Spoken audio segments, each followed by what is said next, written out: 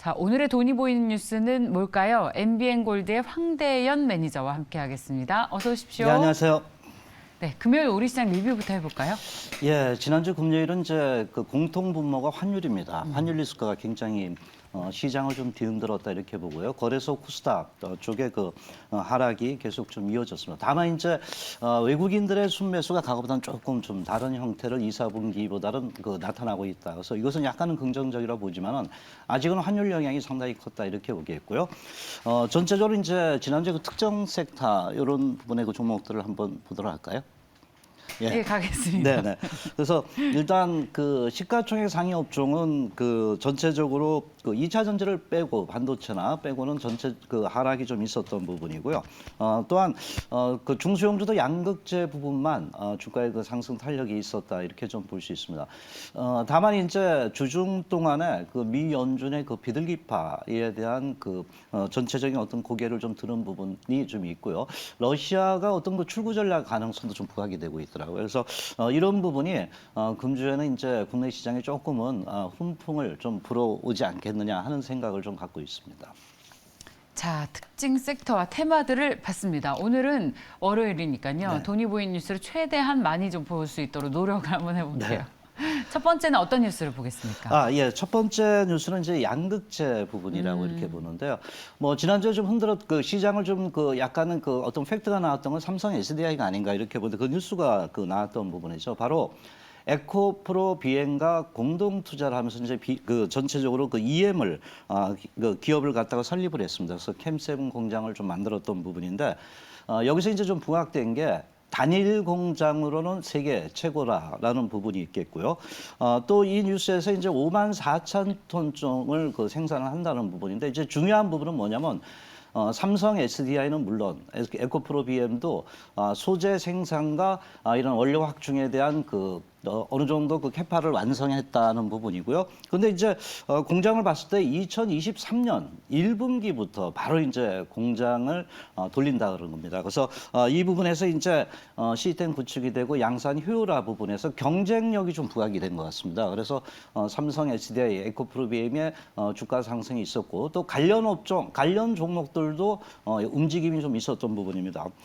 예를 든다면 이제 그 아래 그 보시면 상신 EDP 바로 이제 그 배터리 캠 부분이고요. 테이펙스라든가 또는 그 신흥 SSG, 뭐 동아기업, 뭐 이런 종목군들의 어떤 그 매기가 좀 쏠리면서 특히 삼성 SDI의 이런 그 중공 부분들이 주가에 그 반영이 되는 이런 그 모습을 좀 보였다고 볼 수 있습니다.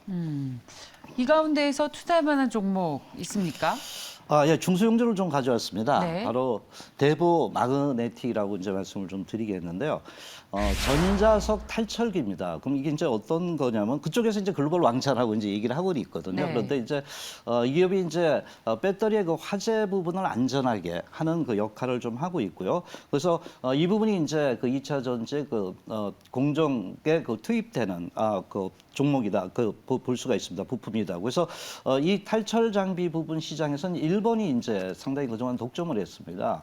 그런데 이제 동기업이 다시 경쟁력 강화를 좀 했던 부분이 좀 나타나고요. 최근에 이제 중요한 게 이제 시장 점유율을 좀 확대를 하고 있다는 것이 이제 가장 특징이다 이렇게 보는데 이제 습식하고 건식인데 습식 이런 EMF 장비 그러니까 탈철식 장비를 만드는 데선 전 세계적으로 국내에서도 유일하게 현재 그 동기업이라는 걸 말씀을 좀 드릴 수 있겠고요. 최근 동기업이 이제 그 탈철식뿐만 아니라 2차 전지에 들어가는 소재 산업을 갖다 다양화하고 있다는 이런 부분이고 특히 이제 삼성 SDI, LG화학, 에코프로 BM 등 이 주요 소재 그 부분을 갖다가 납품하면서 고객사를 확보하고 있다는 것이 하나의 강점이다 이렇게 볼 수 있겠죠. 실적도 그 올해 그 전체적으로 볼 때 영업이익도 이제 작년보다 기저효과이지만 한 300% 정도 증가가 될 수 있겠고요. 매출도 한 100% 이상 증가되는 이런 모습이고요. 특히 이제 내년도에 그 소재 산업의 그 매출이 그 원년화 될 수 있다는 이런 측면들이 부각이 되고 있다 이렇게 볼 수 있습니다. 일단 그 매매 전략을 좀 한번 보도록 하겠습니다. 전체 그 차트 흐름을 좀 본다면 주가가 이제 옆으로 그 행보를 하면서 상당히 그 하방 경직성이라 그러잖아요. 이런 부분을 좀 보이고 있고요. 최근 그 물량 소화가 좀 있고 일단 이런 부분에서 이제 그 지난주에도 양봉이 나오면서 삼성 SDI 부분에 반영을 좀 한 이런 모습을 보이고 있죠. 매수가는 58,000원대, 목표가는 62,500원대, 손절 라인은 53,500원대로 접근하시면 되겠습니다. 네, 자 대보 마그네틱을 소개해 주셨습니다. 야, 2차 전지는 도대체 얼마까지 갈 것인가? 뭐 경쟁력이 계속 부각되는 것 같습니다. 예, 자 경쟁력이 부각되고 있다. 저희도 네. 매일매일 꼭 네, 2차 전지는 소재든 장비든 뭐 아니면 대표주들이든 꼭 소개를 해주고 계세요. 자, 다음 돈이 보이는 뉴스로 이어가겠습니다. 뭘 볼까요? 예. IDC를 좀 보도록 하겠습니다. 네. 시장에서 조금 잊혀지고 있는데 예. 바로 이제 IDC 하면 데이터 센터를 말씀드리는 거죠. 이번에 이제 그 카카오톡 거기서 불이 났잖아요. 예. 그러니까 이제 이중화가 되지 않으면서 데이터 센터가 불이 나니까 완전히 먹통이 돼 버렸어요. 그래서 이제 국감에서 그게 이제 여러 가지 이제 제시가 되고 있는데 특히 이제 그러면 이런 그 IDC 인터넷 데이터 센터를 갖다가 하나만 만들면 되지 않느냐. 그러니까 두 개를 만들어야 된다는 이런 이중화론에 대한 기대가 이제 계속 좀 부각이 되고 있는데 특히 이제 최근 안 그래도 통신 3사가 그 IDC 부분이 그 최근에 그 B2B 쪽에서 부각이 되면서요. 어느 정도 이제 그 성장력이 있던 부분인데 이제 이런 일이 있고 나서 그 하이스케일로 그러니까 이제 뭐냐면 전체적으로 이런 데이터 센터를 뭐 10만 대 이상 만드는 서버를 만들어라 이런 쪽에 이제 그 얘기가 좀 나오고 있거든요. 그래서 이런 부분이 결국 이제 IDC 이런 데이터 센터에 관련된 기업들에 대한 실적 또는 성장 부분이 좀 부각되지 않겠느냐 이렇게 얘기를 하고 있는데 그래서 아마 이제 2023년까지 뭐 200개 이상 데이터 센터를 만든다는 부분은 그 업종의 그 어떤 성장성이 좀 부각이 되지 않겠냐 이렇게 볼 수 있습니다. 뭐 관련 업종 부분을 볼 때는 아마 뭐니 해도 삼성, SDS라 이렇게 좀 볼 수 있겠고요. 예. 거기에 이제 뭐 NHN 데이터 솔루션에서 많이 움직였잖아요. 그래서 이런 종목과 뭐 모아 데이터 이런 관련 종목이 좀 있다 이렇게 좀 볼 수 있겠습니다. 네, 데이터 센터 관련해서 지금 보니까 아침에 그 화재 때문에 게임이 아니죠. 플랫폼 회사들이 M&A가 좀 필요하다. 네, 맞습니다. 카카오 플랫폼에 예. 문제가 있으니까 그랬더니 뭐 또 신중하자 이런 얘기들이 계속 나오고 있는 만큼 저희도 처음에 카카오 화재 이후에 가장 수혜를 볼 섹터가 어딜까? 데이터 센터의 중요성이 더 커지지 않나라는 그렇죠. 네. 얘기를 했습니다. 그래서 오늘 IDC를 가지고 나오셨는데 근데 투자할 만한 종목이 뭐가 있는지 굉장히 고민이 됐습니다. 예. 데이터 솔루션 같은 거 벌써 많이 움직였고요. 그래서 약간 이제 좀 안정적으로 접근하기 위해서 NHN을 좀 가져왔습니다. 예.